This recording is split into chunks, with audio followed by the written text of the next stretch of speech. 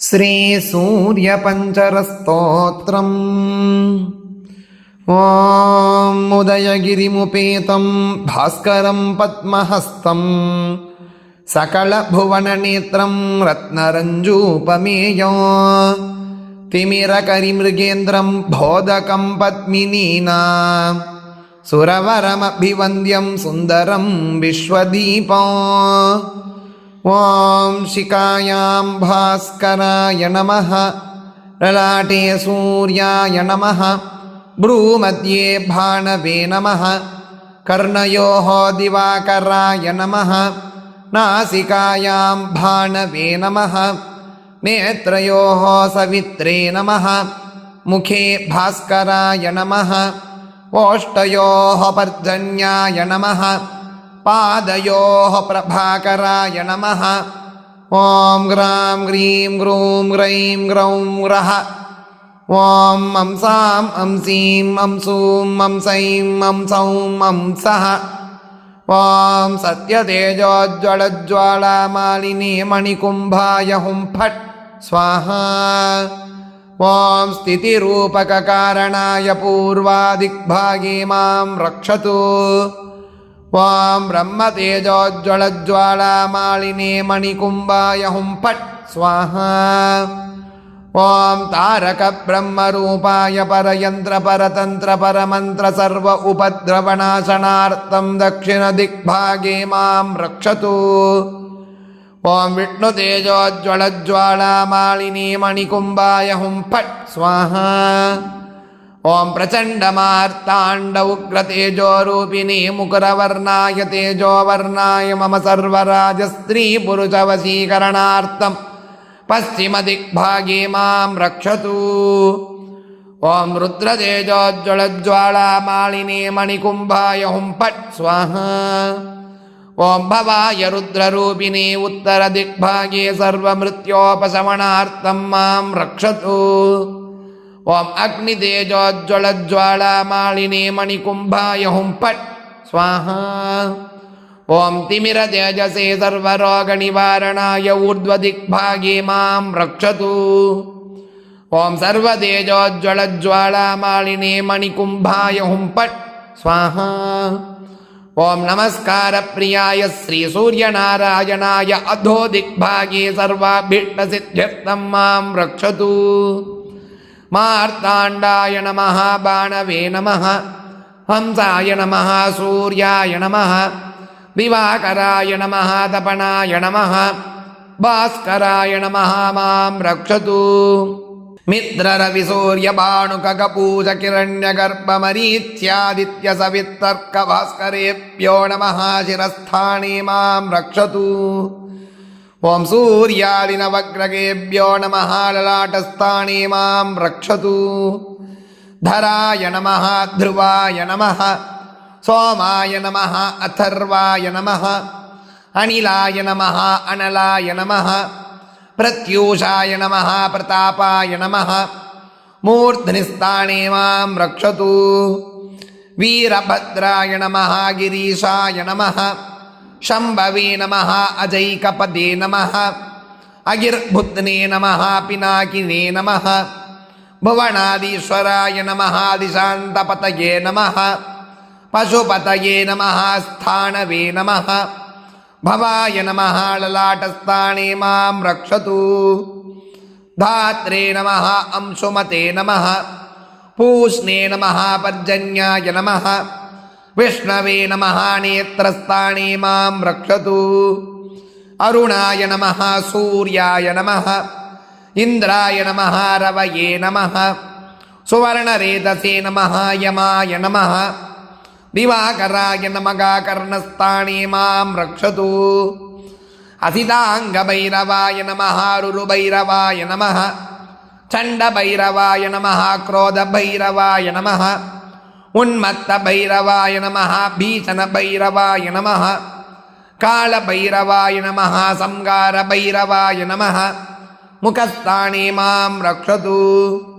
ಬ್ರಾಹ್ಮ್ಯೈ ನಮಃ ಮಗೇಶ್ವರ್ಯೈ ನಮಃ ಕೌಮಾರ್ಯೈ ನಮಃ ವೈಷ್ಣವ್ಯೈ ನಮಃ ವರಾಕ್ಯೈ ನಮಃ ಇಂದ್ರಾಣ್ಯೈ ನಮಃ ಚಾಮುಂಡಾಯೈ ನಮಃ ಕಂಠಸ್ಥಾನೇ ಮಾಂ ರಕ್ಷತು. ಇಂದ್ರಾಯ ನಮಃ ಅಗ್ನಯೇ ನಮಃ ಯಮಾಯ ನಮಃ ನಿವೃತಯೇ ನಮಃ ವರುಣಾಯ ನಮಃ ವಾಯವೇ ನಮಃ ಕುಬೇರಾಯ ನಮಃ ಈಶಾನಾಯ ನಮಃ ಬಾಹುಸ್ಥಾನೇ ಮಾಂ ರಕ್ಷತು. ಮೇಷಾದಿ ದ್ವಾದಶ ರಾಶಿಭ್ಯೋ ನಮಃ ಹೃದಯಸ್ಥಾನೇ ಮಾಂ ರಕ್ಷತು. ವಜ್ರಾಯುಧಾಯ ನಮಃ ಶಕ್ತ್ಯಾಯುಧಾಯ ನಮಃ ದಂಡಾಯುಧಾಯ ನಮಃ ಖಡ್ಗಾಯುಧಾಯ ನಮಃ ಪಾಶಾಯುಧಾಯ ನಮಃ ಅಂಕುಶಾಯುಧಾಯ ನಮಃ ಗದಾಯುಧಾಯ ನಮಃ ತ್ರಿಶೂಲಾಯುಧಾಯ ನಮಃ ಪದ್ಮಾಯುಧಾಯ ನಮಃ ಚಕ್ರಾಯುಧಾಯ ನಮಃ ಕಟಿಸ್ಥಾನೇ ಮಾಂ ರಕ್ಷತು. ಮಿತ್ರಾಯ ನಮಃ ದಕ್ಷಿಣ ಹಸ್ತೆ ಮಾಂ ರಕ್ಷತು. ರವಯೇ ನಮಃ ವಾಮಹಸ್ತೆ ಮಾಂ ರಕ್ಷತು. ಸೂರ್ಯಾಯ ನಮಃ ಹೃದಯೇ ಮಾಂ ರಕ್ಷತು. ಬಾಣವೇ ನಮಃ ಮೂರ್ಧಿಸ್ಥಾನೇ ಮಾಂ ರಕ್ಷತು.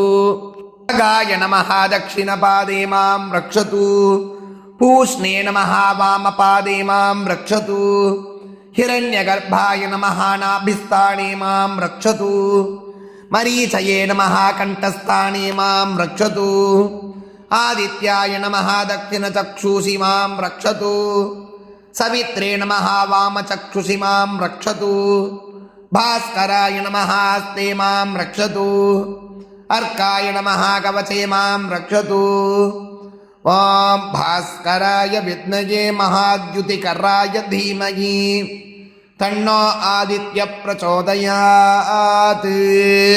ಓಂ ಭಾಸ್ಕರಾಯ ವಿದ್ಮಯೇ ಮಹಾದ್ಯುತಿಕರಾಯ ಧೀಮಹಿ ತನ್ನೋ ಆದಿತ್ಯ ಪ್ರಚೋದಯಾತ್. ಓಂ ಭಾಸ್ಕರಾಯ ವಿದ್ಮಯೇ ಮಹಾದ್ಯುತಿಕರಾಯ ಧೀಮಹಿ ತನ್ನೋ ಆದಿತ್ಯ ಪ್ರಚೋದಯಾತ್. ಓಂ ಭಾಸ್ಕರಾಯ ವಿದ್ಮಯೇ ಮಹಾದ್ಯುತಿಕರಾಯ ಧೀಮಹಿ ತನ್ನೋ ಆದಿತ್ಯ ಪ್ರಚೋದಯಾತ್. ಓಂ ಭಾಸ್ಕರಾಯ ವಿದ್ಮಯೇ ಮಹಾದ್ಯುತಿಕರಾಯ ಧೀಮಹಿ ತನ್ನೋ ಆದಿತ್ಯ ಪ್ರಚೋದಯಾತ್. ಓಂ ಭಾಸ್ಕರಾಯ ವಿದ್ಮಯೇ ಮಹಾದ್ಯುತಿಕರಾಯ ಧೀಮಹಿ ತನ್ನೋ ಆದಿತ್ಯ ಪ್ರಚೋದಯಾತ್. ಓಂ ಭಾಸ್ಕರಾಯ ವಿದ್ಮಯೇ ಮಹಾದ್ಯುತಿಕರಾಯ ಧೀಮಹಿ ತನ್ನೋ ಆದಿತ್ಯ ಪ್ರಚೋದಯಾತ್. ಓಂ ಭಾಸ್ಕರಾಯ ವಿದ್ಮಯೇ ಮಹಾದ್ಯುತಿಕರಾಯ ಧೀಮಹಿ ತನ್ನೋ ಆದಿತ್ಯ ಪ್ರಚೋದಯಾತ್. ಓಂ ಭಾಸ್ಕರಾಯ ವಿದ್ಮಯೇ ಮಹಾದ್ಯುತಿಕರಾಯ ಧೀಮಹಿ ತನ್ನೋ ಆದಿತ್ಯ ಪ್ರಚೋದಯಾತ್. ಅಸ್ಯ ಶ್ರೀ ಆದಿತ್ಯ ಕವಚ ಸ್ತೋತ್ರ ಮಹಾಮಂತ್ರಸ್ಯ ಅಗಸ್ತ್ಯೋ ಭಗವಾನ್ ಋಷಿಃ ಅನುಷ್ಠುಪ್ ಛಂದಃ ಆದಿತ್ಯೋ ದೇವತಾಂ ಶ್ರೀಂ ಬೀಜಂ ನೀಂ ಶಕ್ತಿಃ ಸೂಂ ಕೀಲಕಂ ಮಮ ಆದಿತ್ಯ ಪ್ರಸಾದ ಸಿದ್ಧ್ಯರ್ಥೆ ಜಪೇ ವಿನಿಯೋಗಃ. ಧ್ಯಾನಂ ಜಪಾಕುಸುಮ ಸಂಕಾಶಂ ದ್ವಿಭುಜಂ ಪದ್ಮ ಅಸ್ತಕಂ ಸಿಂಧೂರಾಂಬರ ಮಾಲ್ಯಂ ಚ ರಕ್ತಗಂಧಾನುಲೇಪನೋ ಮಾಣಿಕ್ಯ ರತ್ನ ಖಚಿತ ಸರ್ವಾಭರಣ ಭೂಷಿತೋ ಸಪ್ತಾಶ್ವರತಮಾಗಂ ತೋ ಮೇರುಂ ಚೈವ ಪ್ರದಕ್ಷಿಣೋ ದೇವಾಸುರವರೈರ್ವಂದ್ಯಂ ಗೃಣಿಭಿಃ ಪರಿಸೇವಿತೋ ಧ್ಯಾಯೇತ್ ಪಠೇತ್ ಸುವರ್ಣಾಭಂ ಸೂರ್ಯಸ್ಯ ಕವಚಂ ಮುದಾ ಗೃಣಿಃ ಪಾದು ಶಿರೋ ದೇಶೇ ಸೂರ್ಯಃ ಪಾದು ಲಲಾಟಕೋ ಆದಿತ್ಯೋಲೋಚನೆ ಪಾತು ಶ್ರುತಿ ಪಾತು ದಿವಾಕರಗ ಗ್ರಾಣಂ ಪಾತು ಸದಾ ಭಾನುಗೋ ಮುಖಂ ಪಾತು ಸದಾ ರವಿಗಿ ಚಿಕ್ವಾಂ ಪಾತು ಜಗನ್ನೇತ್ರಗ ಕಂಠಂ ಪಾತು ವಿಭಾವಸುಗು ಸ್ಕಂದೌ ಗಕಪತಿ ಪಾತು ಭುಜೌ ಪಾದು ಪ್ರಭಾಕರಃ ಕರಾವಬ್ಜಕರ ಪಾತು ಹೃದಯಂ ಪಾತು ನಭೋಮಣಿಗಿ ದ್ವಾದಶಾತ್ಮಾ ಕಟಿಂ ಪಾತು ಸವಿತಾ ಪಾತು ಸಕ್ತಿನಿ ಊರು ಪಾತು ಸುರಶ್ರೇಷ್ಠೋ ಜಾನುನಿ ಪಾತು ಭಾಸ್ಕರಃ जङ्गे मे पातु मार्ताण्ड गुल्फौ पातु त्विषादिगी आदौ दिनमणिः पातु पातु मित्राखिलं वपुः आदित्यकवचं पुण्यम् अभेद्यं वज्रसन्निभम् सर्वरोगभयादिभ्यो मुच्यते नात्र संशयः संवत्सरमुपासित्वा साम्राज्यपदवीं लभेत् अशेषरोगशान्त्यर्थं ध्यायेदादित्यमण्डलो अनेकरत्नसंयुक्तं स्वर्णमाणिक्यभूषणो कल्पवृक्षसमाकीर्णं कदम्बकुसुमप्रियं सिन्दूरवर्णाय सुमण्डलाय सुवर्णरत्नाम्बरणाय तुभ्यं पद्मादिनेत्रे च सुपङ्कजाय ब्रह्मेन्द्रनारायण शङ्कराय संरक्तचूर्णं तु सुवर्णतोयं सकुङ्गभावं सकुशं सपुष्पं प्रदत्तमदाय च येमपत्रे प्रशस्तनादं भगवन् प्रसीद इति श्री आदित्यकवचपञ्चरस्तोत्रम् सम्पूर्णम्।